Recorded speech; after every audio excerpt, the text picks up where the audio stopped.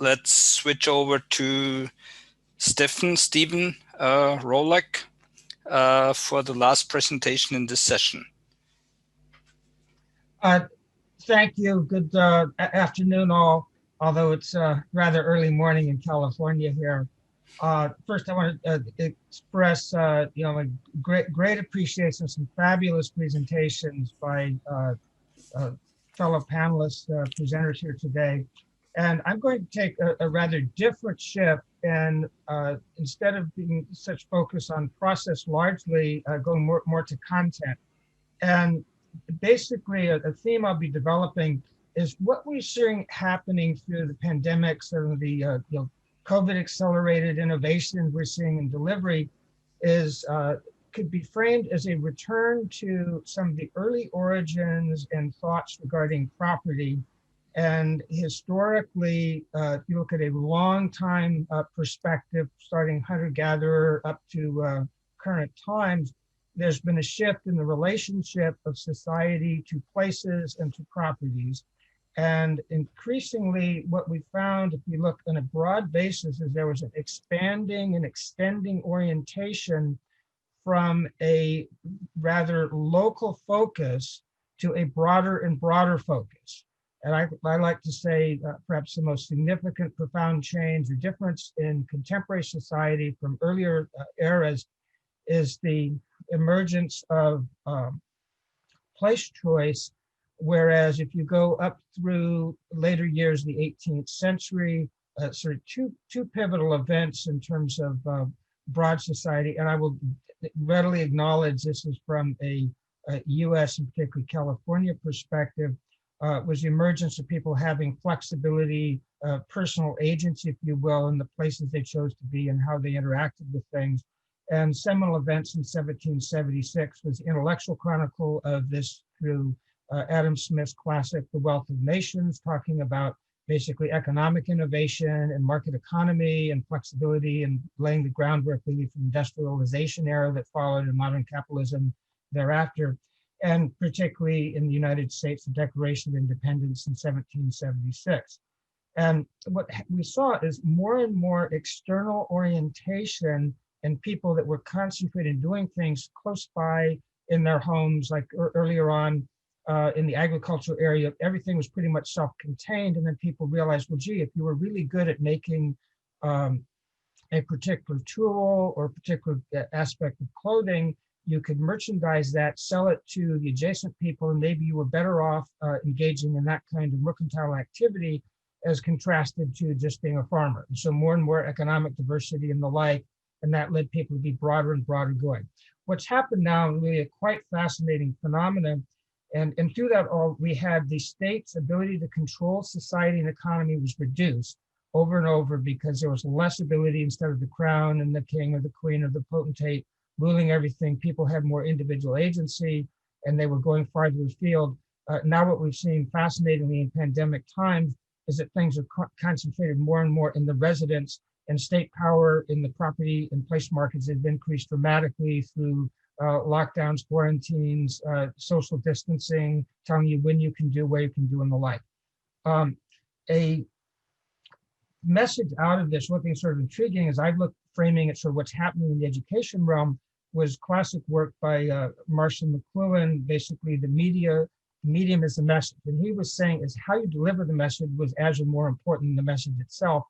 And one of the challenges we have is mastering these new technologies and learning and teaching context takes a great deal. And I was intrigued by my colleague, good friend Jim Delisle, talking about the substantial personal investments he's made into these technologies. So you have to do that to learn how to use them. Then you have to adapt your content to that. And the question is, what's happening in the content era? A point I would note here, so particularly interesting, is the revival of the classic Music Man, and Hugh Jackman, great Broadway star entertainer, is starring in that. And of course, because Broadway shows have been delayed with pandemic times, he's having that show opening that was going to be coming off is now put off to 2022, and was sort of particularly intriguing. It's sort of a return to roots. And if you haven't seen the 2012 Jay Leno show interview with Hugh Jackman, the talk show, where he talked about basically how he first broke into acting. And he heard about this show called The Music Man. And he said, well, I don't think I could probably start being a leading man, but maybe I could get a role in the supporting group. And there's a classic scene in that particular musical in the traveling salesman on the train. They're debating cash versus credit for sales. So if you can make a sale, do you make people pay you all cash, or do you let them pay on credit? And they're going back and forth. And then the refrain in the background says, no, you got to know the territory. You got to know the territory. And I would say that's an apt metaphor for what we're looking at today. The cash versus credit is delivery mode, whereas the territory is the content. And I mentioned that, and Hugh Jackman, of course, from the audition he did, went on, got a part, emerged as one of the top global entertainers, now is in the lead role of that in the Broadway show, but then his opening is there.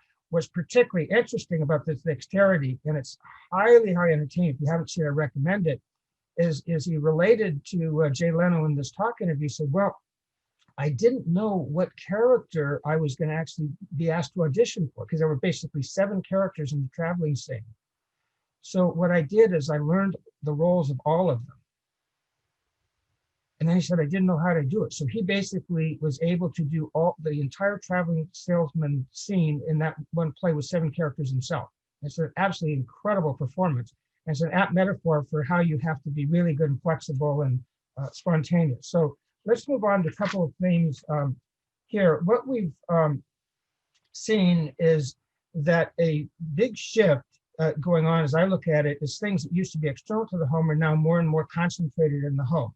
You used to work outside the home, now you work in the home. Your entertainment, you could go to movie theaters and shows and sports stadiums and clubs and all of that. More and more now you're confined to do that in the home. You would go to gyms for workouts and so forth. Now you exercise at the home, although actually you are allowed to walk outside. There's a shift from external to that. Basically, instead of the going to schools, the one-room school room has been reinstated, but it's in your bedroom now. And then you see social activity. You can have social events at your home, not otherwise. So a big shift in terms of what this is going on. And what I view as a frame is that we basically seeing fundamental shifts in what I would describe as societal spatial patterns, which in my view is the upriver force that drives property demand. And effectively, we're seeing new ways that society is relating to space and the like. And also what's particularly interesting from this is that the concept of property use, which if you look at the majority of appraisals is an automated thing. If you decompose resources devoted to the preparation of a property valuation, less than 1% of the attention of those resources is to highest and best use. It's sort of an automatic thing. You say, well, of course, the current use is the highest and best use. By definition, that's what the current is. And more we're seeing that shifting. So some big changes underway. And my a model we basically use in how to address what's happening and transpiring in this is we say there are basically 3 ways to think of how people make decisions and what these decisions involve. And they concern preferences, technology, and regulation. And preferences reflect individuals' desires of what they would like to do. If you think about it today, people are less and less able to do what they actually want to do. More and more, a third party, the state's going to tell you what you can do or what's allowed. So it's a very big change there. Technology is, you could think of as the menu of the possible. And if we think of anything between these 3, between preferences, technology, and regulation, preferences are down, technology up dramatically. The mere fact of having this program globally is a very exciting, a major development. I know a number of us on this panel have traveled around the world to different parts of the world to attend various meetings, and now everybody is in the same virtual place. And so the technology implications are quite fascinating. And finally, regulations is what's allowed. And what we're seeing is that the role of the state is much increasing. There's been a strong tendency, more guidance, more control, what you can do for a particular parcel, building requirements, and now it's not only what you can do with the building, but you can do in the building and when you can go and the like. So this preference technology regulation realms are quite fascinating in terms of how those shifts have emerged and what that means broadly in the whole property discipline.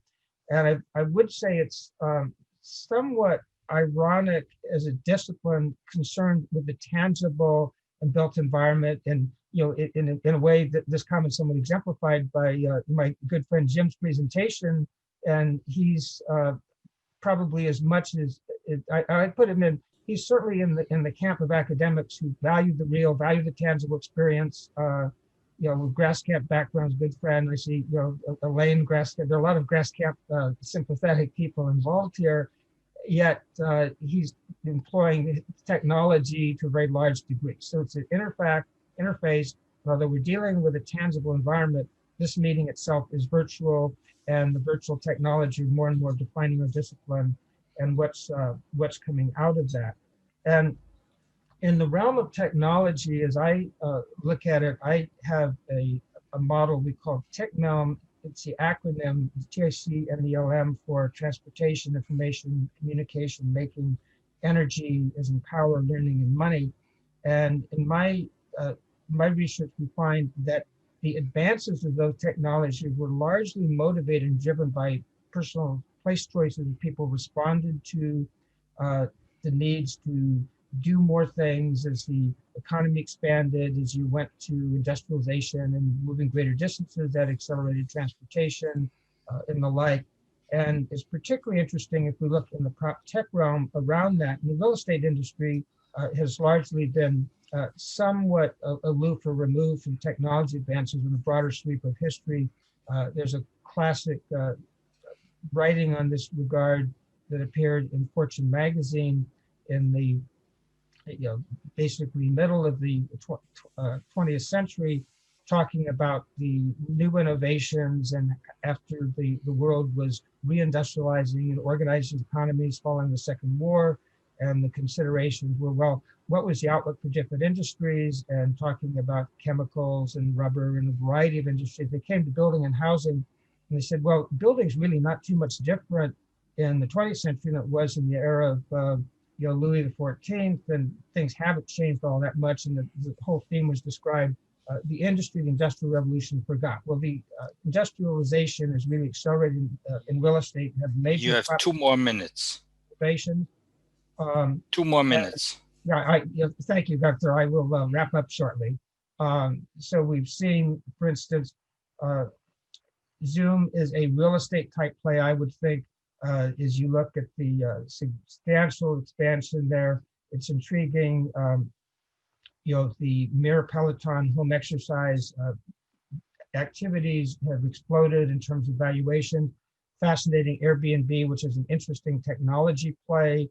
Record IPO, Compass applying technology coming out very quickly with a new IPO shortly here.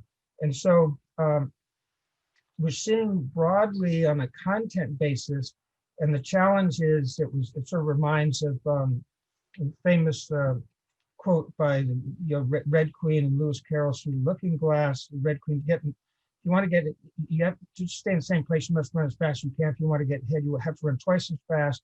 And right now, people are really challenged just to keep up with the process of how doing the current, let alone looking at the future. And highlighting some major themes to look at. New delivery challenges, but I think we have to be very mindful of new content. I'll give you 7 points to be thinking about. Place choice, ever more critical, and that really has to pay attention because that drives property demand. Secondly, societal spatial patterns are being realigned, and particularly that leads to new thinking about property use, which various prior papers have referenced. Individual preferences are shifting dramatically. That's driving single-family home appreciation, new working, the whole prop tech phenomenon, new business models coming up. The role of property business is changing dramatically. We're seeing, been referenced, shift in terms of a variety of sectors. Government, much more powerful in the property markets they've been in the past. And particularly fascinating is this whole question of property use, repurpose, more activity. Right now I'm involved in a fascinating role. We're basically repurposing broken hotels into affordable housing. We've got a program going. We'll be able to put housing available at $500 a month rent in the U.S. With no government subsidies, and very interesting economics. So it's a fascinating time. I can't think of a more exciting, intriguing time to be in the property business than right now. And I'm really inspired by the great presentations I heard by my fellow presenters before. And I will say, I don't have slides, obviously you figured that out by now, but I am writing this up, so I'd be glad to make this available to anybody. And if you want, and a lot of what I've summarized, I have papers on many points, and let me know, I'm glad to get you referred to that resource. Thank you. Well, in the chat, I see a lot of information from Jim. Thanks for all these references. Are there any questions to Stephen? Stephen, hi, it's Francois Verity here. Hi, Francois. Good to see you. Hi, how are you? I'm from Cape Town. I suppose the question that I have been posing, and I think much of your presentation is about how we will be using our space. And the question arises about how will we be using spaces at universities? Are we going to, would you have any views on this? I mean, are we going to turn lecture rooms possibly into residential? Will we have big campuses where students will be in their rooms, maybe even on Wi-Fi, as a community, still interacting with each other? Could we also see a very different use of public space, of the way we, like I said, will our university buildings, will they be required to the same degree and in the same proportions? Yeah, Francis, that's a great question. I will, I'll preface it and then address some of the points. It somewhat reminds of a question that the Chinese ambassador to the Vietnamese peace talks was asked after going through what he thought was going to be the outcome of all of these different developments, and the answer, a very classic perspective, was too early to tell. And in terms of what we see going on, one of the major challenges of the university is a learning community, and it's designed by the physical interaction, serendipitous circumstance, the campus experience, the excitement of going to a football game, the social events, hanging at the library, and all of that. Yeah, there's a commentary I saw the other day where a young woman who's, I think she'd been just admitted to Virginia Tech, and so excited about that opportunity. And she was told that, and I don't know if that was exactly what I think it was, that the university decided only the freshman and senior classes would be resident on campus because they were going to assign rooms singly, not doubly. And she so looked forward to having a roommate. She was really disappointed. She was glad she'd get to the campus, but she wasn't going to have the roommate experience. And the research has shown that students who live on campus and have social interaction have substantially superior academic performance than those that do not, in terms of their attendance at classes, their learning experience, continuing, getting a degree, getting a job. Basically the value proposition that the university delivers is much enhanced by students being on campus than not. At least that's been the research that's been out to a large degree so far. And so the whole role of residential living is going to be challenged. Universities have an extraordinary investment in physical plant, and to the extent the campus goes virtually, and the whole learning process is, question is, if you've gotten into a major university and you're paying $50,000, $60,000 a year, and it's a very expensive proposition, but you can't access the campus, how do you make those numbers work? And obviously higher education economically has been extremely challenged because many aspects of the economy say there's no inflation going on. Well, they certainly never told that to the treasury of the university. If you look at the budgets that universities have and the tuitions charged, et cetera, et cetera. So and universities also, along with residential real estate agents, have been the two that have most resisted disruption of the global economy and all kinds of technology forces. So we're going to basically, I think, see a number of universities fail. There are going to be new business models coming forward, depending on how the vaccination and all that goes forward. That's going to have a big impact. But so the disruptive elements that universities have been relatively aloof to compared to other industries, that's going to be coming forth big time. And clearly the university, those professors who are mastering virtual education and programs that are doing that, something that's very, illuminating presentations we just heard today on that, they're going to be well positioned. But I see prospectively major realignments, and some of the outcomes are not going to be pretty for a lot of players. I wish I had a more positive message for you, but I think you'd rather hear the truth than being told that, hey, everything's going to be great. Thank you, Stephen. Are there questions for the other presenters? If not, I see Kerem already ready to take over. Okay, with that, I close the session, and let me just stop the recording here.